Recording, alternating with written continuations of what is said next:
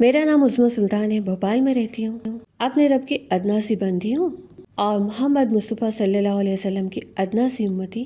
بس اسی حیثیت سے کچھ باتیں کرتی رہتی ہوں، اور اتنی سی حیثیت خاص لوگوں کے نزدیک کوئی معنی نہیں رکھتی۔ یہاں صرف مسلمانوں کی بات کر رہی ہوں، کیونکہ میرے پاس کسی مدرسے کی ڈگری نہیں ہے، اور ظاہر ہے جو لوگ ہمارے نبی کو نبی ہی نہیں مانتے ان کے نزدیک بھلا ہماری باتوں کی کیا اہمیت۔ لیکن ہاں، جو لوگ دل کی آنکھوں سے دیکھتے ہیں، دل کے کانوں سے سنتے ہیں، وہ ہماری باتوں پر غور بھی کرتے ہیں، پھر چاہے وہ ہندو ہوں یا مسلمان، اور ان کی سنکھیا 1,00,000 2,00,000 نہ ہو، 2-4 ہی ہو، وہ بھی کافی ہے۔ تو چلیں آج کی بات شروع کرتے ہیں۔ آج ہم بات شروع کریں گے اپنے ایک ایکسپیرینس سے۔ ارے ہاں، میری ایک اور پہچان، میں ایک داڑھی اور پگڑی والے کی بیوی ہوں، جو کہ عالم اور حافظ بھی ہیں۔ تو اکثر ایسا ہوتا ہے کہ جب ہم دونوں سفر پر جاتے ہیں تو سفر ہمارا اکثر بوجھل ہو جاتا ہے، کیونکہ سفر میں تو اکثر جو ہم سفر ہوتے ہیں تو اجنبی ہوتے ہیں نا، اور حلیے سے ہمارے ہسبینڈ کو دیکھ کر کئی لوگ دہشت گرد سمجھ لیتے ہیں۔ زبان سے کوئی کچھ کہے نہ کہے، یہ ناچیز کچھ حد تک چہرہ پڑھنا جانتی ہے، سمجھ میں آ جاتا ہے کہ ہاں کوئی ان سے ڈر رہا ہے۔ اب جو بات شیئر کرنے جا رہی ہوں وہ 2 سال پرانی ہے۔ ہم لوگ کسی سفر میں تھے، سفر تقریباً 18-9 گھنٹے کا تھا، ٹرین کا سفر تھا۔ ہم لوگ جیسے ہی ٹرین میں جا کر بیٹھے، ہمارے سامنے 2 اسٹوڈنٹ آئے، ہمارے سامنے والی سیٹس ان کی تھیں۔ ان کی نظر جیسے ہی ہمارے ہسبینڈ پر پڑی، تھوڑے سے ڈر سے گئے۔ دونوں نان مسلم تھے۔ سب سے پہلے انہوں نے ہمارے ہسبینڈ کا فوٹو کھینچا، کسی کو سینڈ کیا، پھر میرا فوٹو کھینچا، کسی کو سینڈ کیا۔ ہم سب دیکھ رہے تھے اور سب سمجھ بھی رہے تھے، لیکن کئی موقع ایسے ہوتے ہیں نا کہ صفائی دینا مناسب نہیں ہوتا، صفائی دینے سے بات اور زیادہ بگڑ جایا کرتی ہے۔ ہم خاموش رہے۔ ان بچوں کا صبح کوئی انٹرویو تھا، یعنی اگلے شہر میں جا کر جو 18-19 گھنٹے کا سفر طے کرنے کے بعد جس شہر میں جانا تھا، وہاں کوئی انٹرویو تھا، کوئی ایگزام تھا۔ لیکن ہم دونوں کی وجہ سے ان کا پورا سفر بہت بوجھل رہا۔ ان دونوں نے شاید طے کر لیا تھا کہ دونوں میں سے ایک بار میں کوئی ایک سوئے گا، دوسرا جاگے گا، یعنی دوسرا پہرا دے گا۔ اسی طرح سے ان کا پورا سفر کٹا، اور ہمارے ہسبینڈ آرام سے سو رہے تھے، اور میں کیونکہ سب کچھ پڑھ رہی تھی، میں جان رہی تھی کہ ان کے دل میں کیا ہلچل ہے۔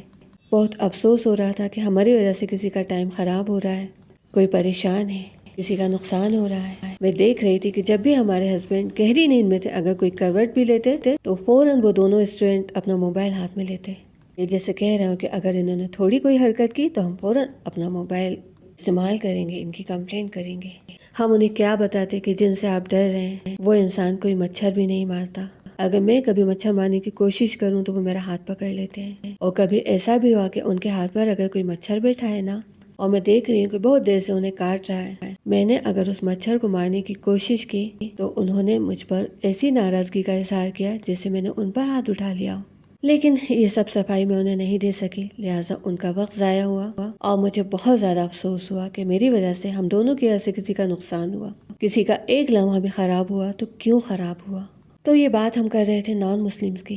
اگر کسی ایک ذمہ دار تک بھی آڈیو پہنچ رہی ہو تو میں انہیں بتانا چاہتی ہوں، جب کوئی نان مسلم ہم سے ڈرتا ہے نا، تو ہم یہ سمجھتے ہیں کہ ماحول کا اثر ہو سکتا ہے، انہوں نے کسی بہت برے مسلمان کو دیکھا ہو، بہت برے مسلمان سے ان کا واسطہ پڑا ہو، اس لیے یہ ہم سے ڈر رہے ہیں۔ اور پھر میڈیا کی غلط خبریں جو لوگوں کا ذہن تبدیل کر رہی ہیں۔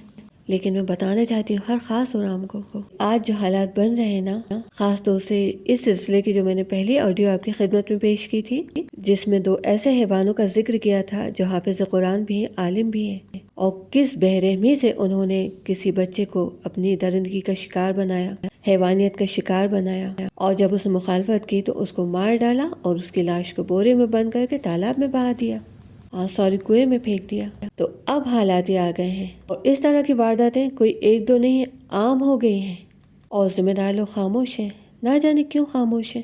ہو سکتا ہے ان کے نزدیک یہ باتیں بہت معمولی ہوں، کوئی بات نہیں، ایک بچہ مر گیا، جانے دو، ہمارے گھر کا بچہ تو نہیں مرا نا۔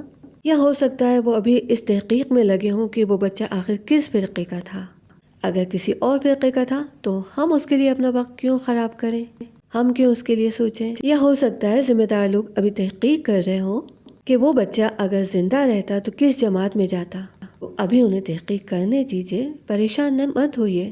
ہو سکتا ہے تحقیق کرتے کرتے ایک جنریشن ہی گزر جائے، ایک پیڑھی گزر جائے، لیکن وہ ذمہ دار ہیں، اپنا کام کر رہے ہوں گے، بے فکر رہیے۔ لیکن ایک مسئلہ اور ہو گیا کہ اب اس طرح کی وارداتیں سن کر، اس طرح کے حالات کی وجہ سے خود مسلمان عورتیں ہی داڑھی اور ٹوپی والوں سے ڈرنے لگی ہیں۔ یہاں عام مسلمان عورتوں کی باتیں کر رہی ہوں کہ وہ ڈر رہی ہیں داڑھی اور ٹوپی والوں سے۔ اگر ذمہ دار لوگوں تک میری بات پہنچ رہی تو وہ غور کریں کہ ڈر کہاں تک جائے گا۔ اگر یہ ڈر اگلی نسل میں چلا گیا، ان کے اگلی پیڑھی میں چلا گیا، تو وہ بچے کہاں جائیں گے؟ کہیں کے نہیں رہیں گے۔ اور اس کا ذمہ دار کون ہوگا؟ کوشچن مارک لگا کے چھوڑ رہی ہوں اس بات کو۔ پھر ایک مثال لوں گی۔ مان لیجیے ہمارے گھر میں کوئی مہمان آئے، ان کے ساتھ ان کے کوئی شرارتی بچے ہیں۔ ان بچوں کی شرارتیں ہمارے گھر میں آ کے تھمی نہیں، وہ ہمارا قیمتی سامان صرف چھیڑ چھاڑ نہیں کر رہے، یعنی قیمتی سامان کی صرف چھیڑ چھاڑ نہیں کر رہے، توڑ پھوڑ بھی کر رہے ہیں، اور ان کے ماں باپ خاموش ہو کر تماشا دیکھ رہے ہیں کہ کرنے دو، توڑنے دو، ہمارا گھر تھوڑی ہے، ہمیں کیا۔ سوچیں کوئی زبان سے نہ کہے، لیکن ایسے مہمان سب کچھ چپتے ہیں، ایسے مہمانوں کو کوئی پسند نہیں کرتا۔ وہیں اگر کوئی ایسے مہمان ہو جن کے بچے بہت شرارتی ہیں، وہ ہمارے گھر آ کر شرارت بھی کر رہے ہیں، لیکن ان کے ماں باپ انہیں شرارت کرنے سے سختی سے روکتے ہیں، تو میزبان کو ایسے مہمان کبھی برے نہیں لگتے۔ کاش میری باتیں کسی ذمہ دار تک پہنچ جائیں۔ ہمیں اپنی قوم کی بات کر رہی ہوں کہ اپنی قوم کے کوئی ذمہ دار میری بات کو سن لیں، سمجھ لیں۔ میں ان سے کہنا چاہتی ہوں کہ صحیح اور غلط کو الگ الگ کیجیے۔ غلط چاہے کوئی بھی ہو، کہیں بھی ہو رہا، آواز اٹھائیے، چاہے وہ غلطی آپ کے اپنے بچے ہی کر رہے ہوں، لیکن آواز اٹھائیے، فرقے واریت سے اوپر اٹھیے، غلط کے خلاف سخت قدم اٹھائیے، ورنہ ہم جانتے ہیں نا ہمارا ایمان تو آخرت پر ہے کہ ایک دن تو ایسا آنا ہے کہ سارے رازوں پر سے پردہ اٹھ جائے گا۔ ہو سکتا ہے جو لوگ ابھی آپ کی بہت عزت کرتے ہیں، کل انہیں پتہ چل جائے گا کہ جو لوگ کچھ کر سکتے تھے، کہ لاپرواہی اور ڈھیلائی کی وجہ سے ہم دنیا میں ذلیل اور رسوا ہو کر رہے، تب کیا ہوگا؟ کرنے کے لیے کچھ بھی نہیں بچے گا نا۔